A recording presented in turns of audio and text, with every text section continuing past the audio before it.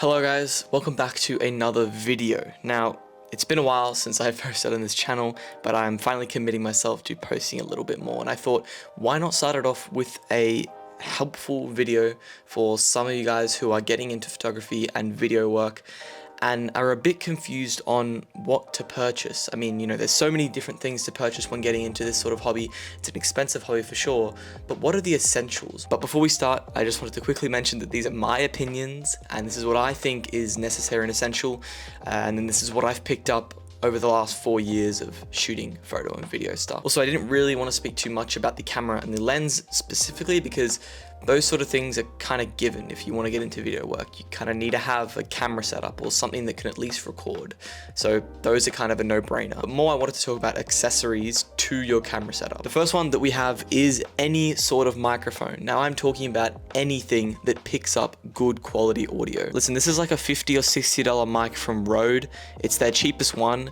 And to be honest, for the price, it works amazingly. Now, obviously, if you want to splurge a little bit more, maybe in the range of 100 to 200, there's many more great picks you can get. Sony has a heap of amazing wireless shotgun mics, which I'm actually looking into getting, like the ECM M1 or the ECM G1. Both are amazing picks. But if you are on a budget, the Rode Video Micro is an amazing pick. I've used these to shoot my videos, my vlogs, and even client work sometimes, and it works like a charm. For the price, it's amazing. Comes with a dead cat inside. This will just help stop any wind and that sort of stuff. Something like this is necessary in video is because to some extent I feel like the quality of your video is less important than the quality of your audio. Audio makes the video, or almost 100% makes it. So having poor audio quality will completely ruin your video work. And another option, if you don't want to go with something like this or a shotgun mic, is simply going with a wireless mic like this one here. These are the Rode Wireless Me. They come in at about 230 to 240 Australian dollars. Now obviously these are quite limited because they are more for these sort of talking videos, and if you're doing videos where you want to capture the atmospheric audio,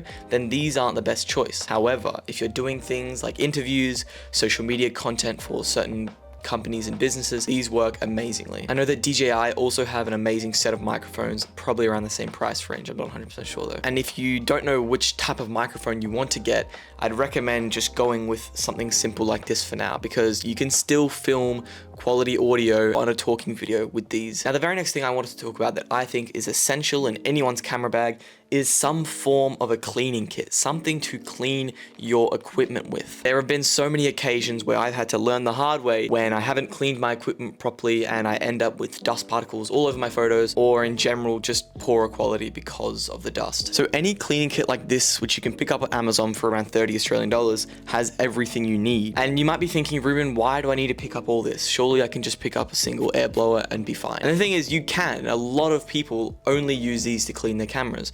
The problem is though, is once you use your camera a lot, there is a pretty high chance that your sensor will get some dust on it that cannot be removed with just an air blower.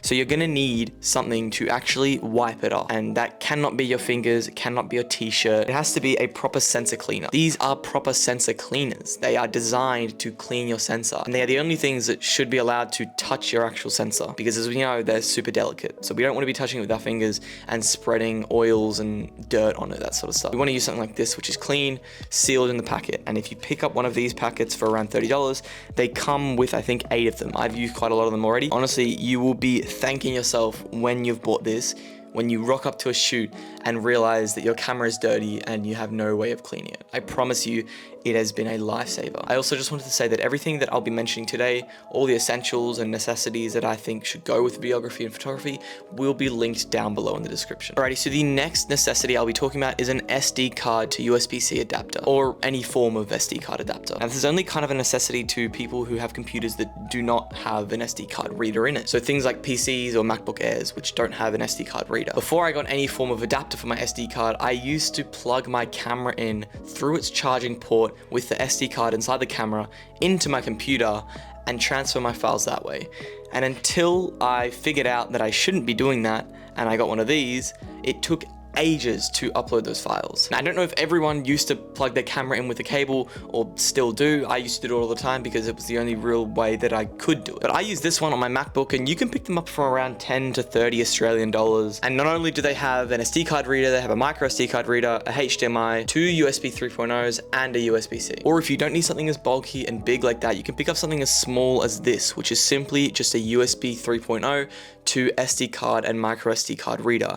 I use this on my main computer, and it's lasted me forever. I've had this for probably 3 years now, and it's never faulted me. It has really quick upload speeds, and I think I picked it up for $5 or something online. And lastly but not least, this is just a little bit of a bonus. This is not a necessity 100% because it's dependent on how many SD cards you carry with you, but some form of an SD card holder is extremely helpful. Once you start to rack up maybe 2 to 3 to 4 SD cards, you don't want to be having them just loose in your bag. You want to have some way of carrying them. And these little cases are perfect. In this one, I can fit 4 SD cards and 4 micro SD cards. I always bring around my SD cards in this. It's safe, it keeps them dust free, and doesn't damage them from any of the outside weather conditions. Now, of course, this only applies to people who would use more than 1 or 2 or 3 SD cards, so you can fit them all. You can even get bigger ones than this, which can fit up to 12 to 20 probably. So yeah, I hope you guys found some sort of usefulness in that. They were my 3.5, 4-ish, I guess you could count the last one, essentials for photography and filmmaking when getting started. Now, these obviously were excluding the camera and the lens because those are sort of givens. You can't take photos and videos without a setup, so you need that to begin with. However, these are things that are just added bonuses. I hope you guys enjoyed this video. If you guys have any suggestions of videos you guys want to see, more day in the life content, maybe more review content, maybe just more regular video and photo advice and tips and maybe some technical stuff, then let me know down below because I'm always keen to film more YouTube videos and learn more about this whole process. So hope you guys enjoyed this, and I'll catch you guys in the next one. Peace.